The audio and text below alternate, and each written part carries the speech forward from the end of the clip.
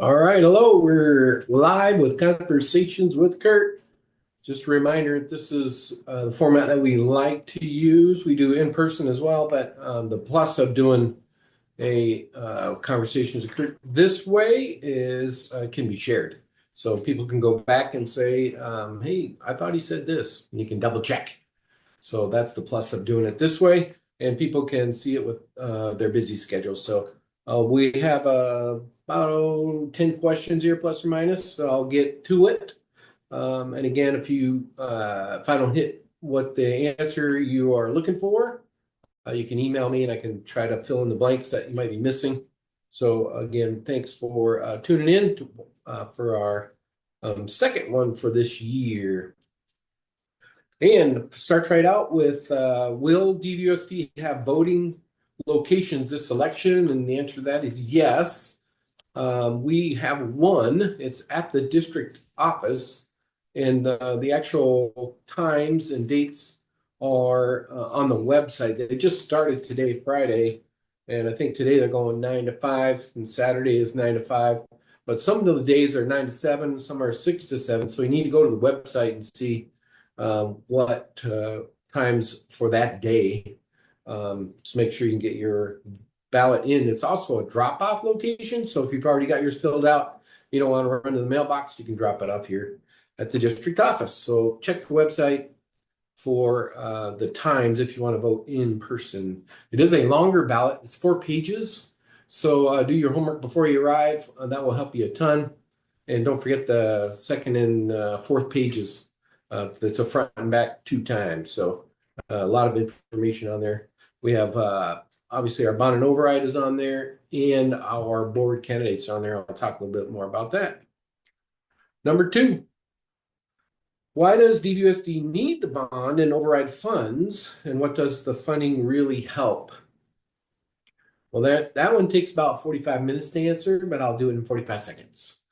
The short answer is bonds are basically what you can see, physical parts of a building, HVAC units, roofs, painting, carpet, and also new construction. So there's all different kinds of things that you can see. It comes out of a bond. And the override is more staff related. So like 8% of everyone's in the whole district, from the bus driver to the parapro to the teacher to the administrator, 8% of their salary is in the override since we've had it since 1991. And our bonds and overrides have passed for the last 30 years. We want to thank our community for their support over the years. That's what's made us a great institution for sure. As you know, we're big now. We're 42 schools. And so maintaining our facilities is a plus. Keeps us competitive with our neighbors. And about 2/3 of this bond is just the maintenance side of our district. So both the bond and the override are not a tax increase. They're a continuation of what we're currently doing. So everybody likes to hear that. We specifically designed it that way so it wouldn't be an undue burden to our taxpayers. So it's a continuation of what we currently pay today. And so bond is really things you can see, and override is more staff and programs, support programs, in all-day kindergarten, things like that, things that are more programs around students. So, and the reason why we need the funding is, if you haven't heard, we used to be 49th in the state, but now, or in the nation, now we are actually 50th. We dropped a spot. We have the worst funding for public ed in the nation. So that's why local support is asked for by your local school district. We've fallen down to the very bottom. And so the bonds and the overrides help your local public school, of which 90% of the students in Arizona go to public ed. Number 3, can you give examples of the projects that will be completed with the bond funding? Probably some of them that I've kind of hit a little bit. One of the major pieces that happens in Arizona, as you know, it's a little bit warm out there. And so our HVAC units constantly have to be updated. Our buildings need to be repainted to keep the weather out. The roof needs to be continue to be maintained to keep the rain out when the monsoon comes. Because when they come with a tear.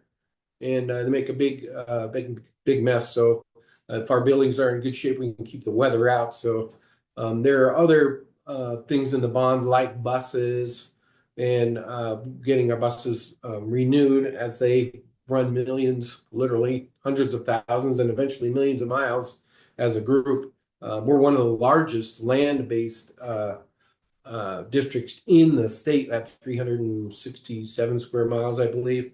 So we go all the way from New River down to Bell, all the way out to the lake, and then to 7th Street. So a very big land district. So 42 buildings to cover, and 35,000 kids, if you count the preschoolers.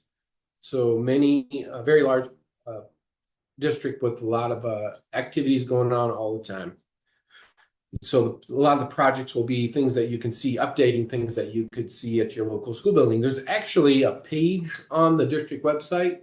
I think it's dvusd.org/bond. You can click on there and it'll show actually what's happening at your local school, maybe where you are at. So the override also is on the same tagline, dvusd.org/override. You can look a little bit there on some of the things that the override will cover. Next question, will athletics and arts programs be cut if the override fails? The answer to that is maybe. The reason why we don't know a yes or a no is because it goes through a process. So the Board of Education will be the final jurisdiction on whether this is cut or that is cut. But what happens is my team of experts get together and we do the math and do all the probability of the less impact on students. And so that we bring these expectations or I guess our requests to the board and give them the math behind it and our explanation of why we believe we should go this way or that way. And so then from there, we make the board eventually makes the cut. So we have done this in the past and it's not fun. Back when the Arizona crashed in 2008, we cut about 70 million out back in those days. So that was before I got here. But so it's not much fun when you have to get out the chainsaw. Next question, will the structure and cost of kindergarten be, what will the structure and cost of kindergarten be for families if free full-day kindergarten can no longer be funded? Again, that would be the same argument there. We would decide on which ones to cut, and which programs to keep. It would probably go back to, if the board makes that decision, it would probably go back to the same structure that it was before it was all day, free day, every day. I think that was in 2016. So if any of you were around at that time, you would know how the structure was. And so it was half day was paid for, and then the parents paid for the second half of the day, I believe how it was done again before I got here. But I think that's probably logically where it would go back if the board decides to make that change. Again, we'll know more probably after it, depending on how the election goes, 2 or 3 months after that, what things will start to be focused on. Should we pass or should we fail? Next one, what safety improvements can schools expect if the bond passes? Well, the number one thing about safety is communication. So anything related to communication is always something you have to keep upgrading. So alarm systems, badge systems, lights, things that allow students to travel safely at nighttime or activities, and keep the public out of certain areas at certain times of the day. Those are all related to safety. So we have really good safety systems in our district, and the bonds in particular help us keep those to date, keep our cameras rolling, making sure that they're getting better, faster. They are actually getting crisper as well. And that all comes from safety dollars.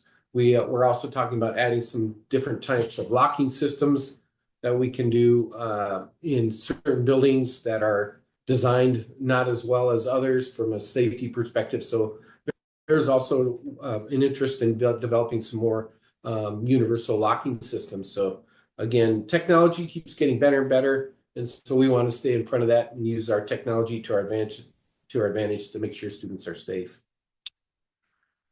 Next one, maybe I'll do them this next two together. How are the school letter grades and district letter grades determined?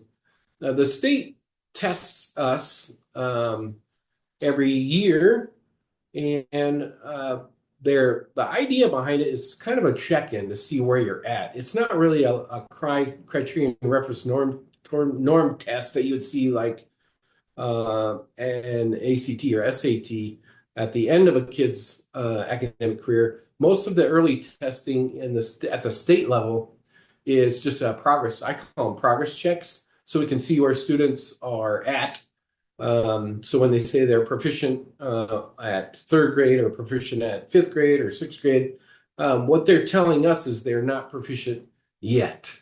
So as you know, not every kid learns how to tie their shoe on the same day in the same quarter at the same hour. Same concept with learning. Learning is a roller coaster. Kids have ebbs and flows of learning, and same with learning about life as well. So our best letter grade is when a kid gets a diploma at the end, and our graduation rates are about 95%. So that's good. But the current letter grade system, you could go to the Department of Ed website and look it up. But basically, the grade has different parts to it. It has things that they want you to collect, which are indicators of what a successful school looks like. For example, maybe absenteeism or suspension rates or free and reduced. There's a bunch of different variables in a part of the grade. And then there's actually the academic test that's in the grade. And then there's a part of it what we call proficient, or the kid was on that day, knows that content up to that level. And then there's also another portion of the grade that's growth, which is actually the most important. That's what I value the most. So for example, if a kid stays with us for a whole year and their growth was down low and they jumped way up, in other words, learned more than a year's worth, that's a sign of a healthy system. So growth is something that I focus on. So there are many different variables in the letter grades from the state, but obviously the main test is a piece of it, a major piece of it. And the same is true for the district's letter grades. They're a culmination of all the school's grades put together and then averaged, and then you get a number at the end. We do have some good news about our grades. It's actually going to be coming out today, I think about 5 o'clock. We're going to officially announce it on Monday. But we actually had 2 or 3 different new celebrations that we haven't had before from the grades that we've looked at already. We have a sneak peek at the file, and then the official file comes out here in a little bit. But the sneak peek is that it looks like all 5 of our high schools have been rated A. So that's never been done before. So that's a first in our system. That's one thing. We had a D school that jumped up to a C. We're really excited about that. We also we picked up another A. We went from 26 A's to 27. So that's kind of cool. And then our district, the last 2 years was a 3.94, and 3.95 was the cutoff for being an A. Well, it turns out our brand new Inspiration Mountain school didn't get to be counted. So for 2 years, they were out of the circle, even though school was going on. They were all our kids and all our teachers. We didn't get to count them. Well, this is the first year we get to count their A that they've continued to achieve. And so by doing that, the district went back to being an A school district. So you'll hear some more announcements about this in the next couple of days. Watch the social media and our DV voice and the different mediums that we push out for information. So pretty exciting. That's Deer Valley's long history of academic excellence. So it's not really anything new, just some new firsts with our grades. So that's pretty exciting. We picked up another A, 27 now, and our district's now back to being rated A. So that's a +2. And next one, what schools or regions within DVSD are expected to see the most growth with TSMC? If you haven't heard about that one, the Taiwanese Semiconductor Manufacturing Company. That one is the company on the west side of the freeway up by I-17 in Happy Valley, kind of in that zone. $65 billion of investment. They're the world's largest chip manufacturing company. They're Intel's bigger brother. And so they're months away now from producing chips. So it'll probably be in the next year that they'll start making some noise. But there's 65 billion just around that factory, and then that land around it just got sold. I believe they're projecting $7 billion of investment around their homes and businesses, etc., just in phase one. So another Anthem is going to come out of the ground right around the factory. So from a developmental perspective, we'll obviously in this bond start some of those school projects around there.